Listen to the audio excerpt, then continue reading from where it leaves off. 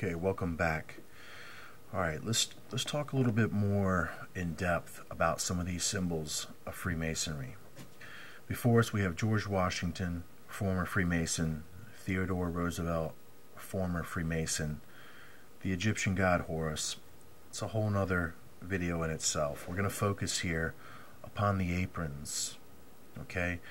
And I want you to see that everything is being symbolically represented, is coming from the Garden of Eden event.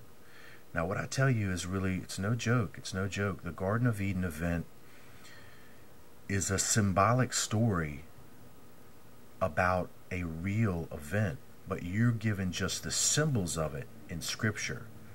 And you can see that the symbols of it are everywhere. Now you're unaware about how this plays out in the book of Genesis, this apron here. But I'm going to share that with you. I'm going to share how this apron is directly related to everything that I've told you concerning this projection of this original information, this temptation event from Eden, which has projected itself into the very fabric of our society. In any way you want to look at it or shake it, it's there. It's a product of it. It's grown from it. It is the fruit of that original root, if you will. So, and that's what the topic of this series is that ye shall know them by their fruits.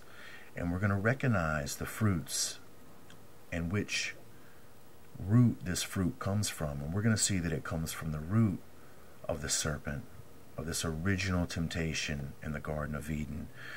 I want you to listen closely here, what I'm about to read. And this is going to be chapter 3, the book of Genesis, verses 6 and 7.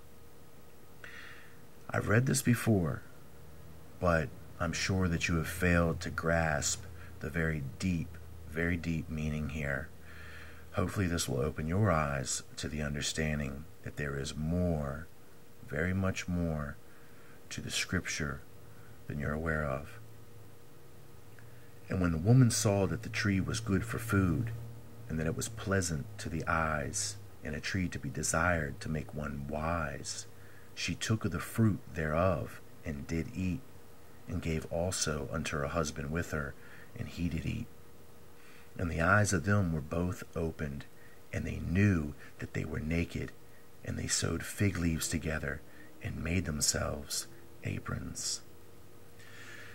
Now you see the apron. Now you are beginning to understand. Now you can begin to fathom the implications of this truth that I'm trying to share with you. The proof is all around you. All around you. So what does this really mean? What are they saying? Well, what they're doing is they're saying this, that they are putting on that symbolic apron of the knowledge of good and evil, of which makes the eyes opened and illuminated. That's what they're saying. That's what they're saying. And that's what they have symbolized in the verse where it says, and the eyes of them both were opened, and they knew that they were naked, and they sewed fig leaves together and made themselves aprons.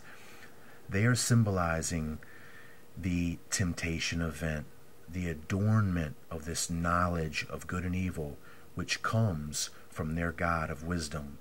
Remember, it says here, and a tree to be desired to make one wise.